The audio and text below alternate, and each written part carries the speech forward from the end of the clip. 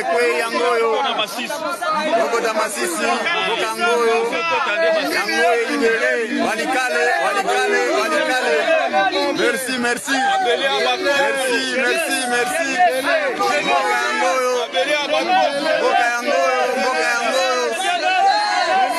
Une évolution significative se produit ce soir sur le front diplomatique concernant le conflit à l'est de la République démocratique du Congo après des mois de tensions militaires. Un premier dialogue officiel entre le gouvernement congolais et les groupes rebelles du M23 soutenus par le Rwanda a été proclamé pour le 9 avril 2025 à Doha, au Qatar. Ces rapprochements facilités par les militaires marquent une étape important dans la recherche de solutions pacifiques.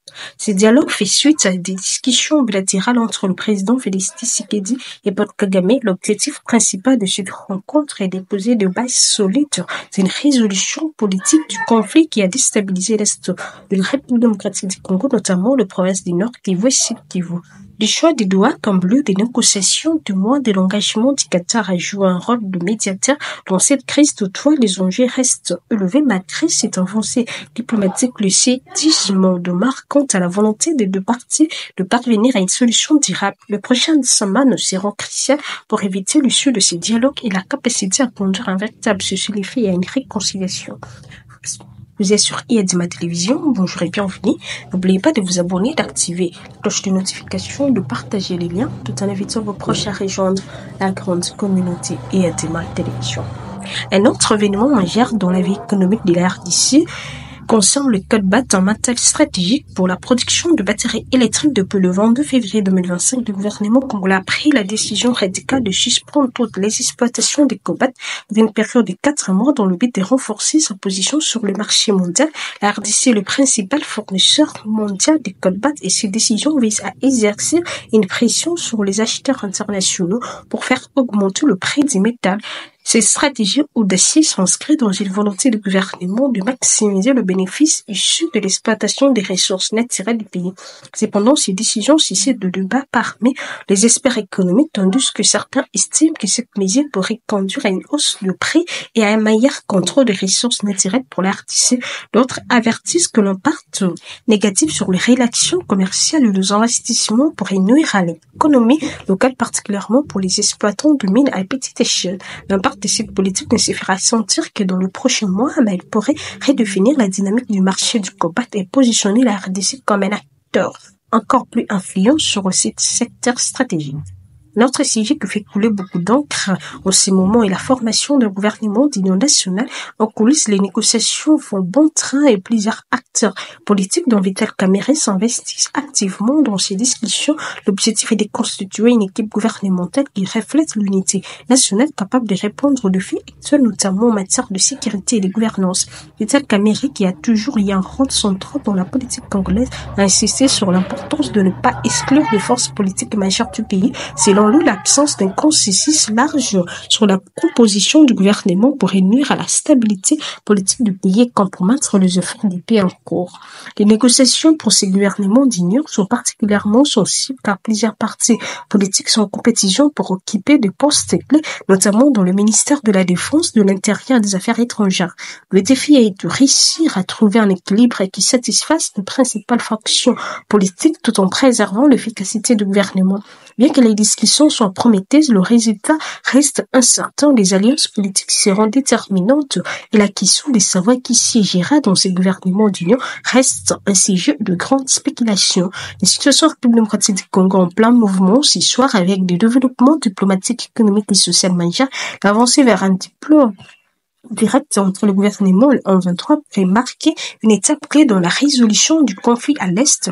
Parallèlement, la stratégie économique du gouvernement concernant le Colbat soulève des interrogations sur son efficacité à long terme. Enfin, les discussions sur la formation d'un gouvernement d'union nationale sont cruciales pour l'avenir politique du pays. Les décisions qui seront prises dans les jours à venir pourraient redéfinir la trajectoire de la RDC dans un contexte régional et international complexe.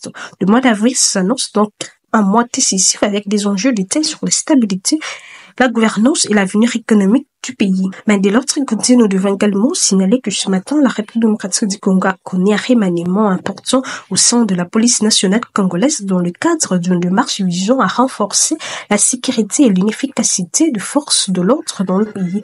Les commissaires divisionnaire Israël Kantou Bakolo a été nommé nouveau commandant de la PANC à Kinshasa, succédant à Blaise Kimbalimba qui a été affecté au Katanga. Cette nomination fait partie d'un vaste programme de réorganisation de forces de sécurité en RDC marqué par une série d'autres changements dans le poste de commandement à travers le pays.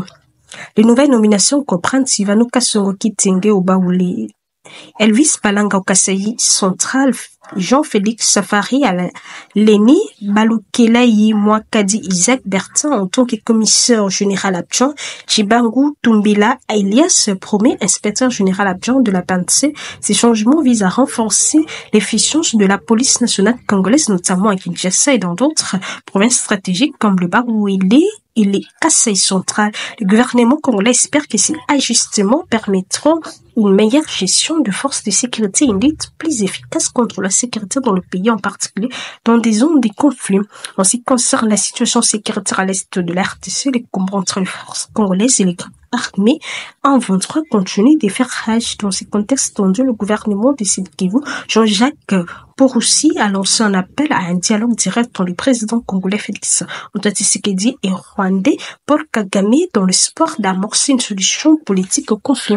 Cet appel a été formulé lors d'une intervention devant le député français. Le gouverneur a souligné la nécessité de négocier directement entre les deux chefs d'État afin de trouver une issue pacifique au conflit qui déchire l'Est du pays depuis plusieurs années. Il a également proposé la médiation internationale, notamment par l'Organisation internationale de la francophonie, pour faciliter les négociations entre le gouvernement congolais et le M23. L'appel à la négociation survient alors que la situation sur le terrain reste volatile, avec des rapports faisant état de nouveaux affrontements dans les zones touchées par les conflits. Les M23 soutenus par le Rwanda, selon les autorités congolaises, continuent de chercher à établir une présence durable dans l'est des pays exacerbée par des tensions ethniques et politiques. Les discussions en proposition des médiations internationales montrent les efforts de plus en plus pressants de la communauté internationale et des autorités congolaises pour trouver une solution durable et pacifique, mais la mise en œuvre d'un dialogue direct avec les deux pays voisins reste un défi d'État. Ce matin, la RDC se trouve à un carrefour crucial de son histoire. D'un côté, le gouvernement cherche à consolider son autorité à travers un remaniement de forces de sécurité, et de l'autre, la situation dans l'Est du pays exige des mesures diplomatiques audacieuses. La stabilité du pays dépendra de la réussite de ces initiatives, tant sur le plan de sécurité intérieure que la diplomatie. C'était IADEMA Télévision. Merci de nous avoir suivis. N'oubliez pas de vous abonner, d'activer la cloche de notification, de partager les liens. Tout en invitant vos proches à rejoindre la grande communauté IADEMA Télévision. Quant au monde, on se retrouve très prochainement. Mais d'ici là, l'actualité reste en continu sur votre chaîne. Merci.